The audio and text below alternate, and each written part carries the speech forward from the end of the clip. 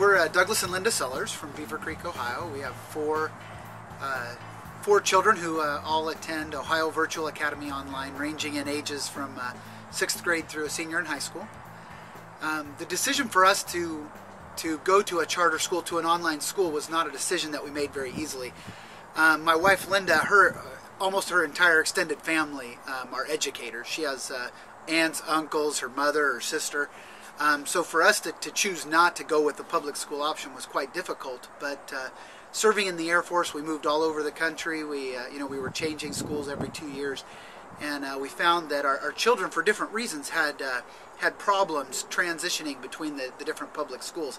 We had gifted kids who were getting left behind, who we actually had an educator in Washington tell us with their placement test they're not going to learn anything this year, so supplement at home because we won't be able to meet their abilities here at school. So we were just frustrated with children being left behind. We also had a son who was having medical problems. He had several surgeries in the 1st and 2nd grade that kept him out of school, so he was falling behind and not getting the help. So we began to look at options. I think the clincher came though when, I work as an engineer. I work in military research, and while working at Boeing in Seattle, they asked me to begin taking a master's degree program in systems engineering from the University of Southern California, completely online. And as I began to do that engineering degree, as we began to see the technology and how a first-class education could be presented from one of the top universities in the country, it really opened our eyes to the possibilities of online education. So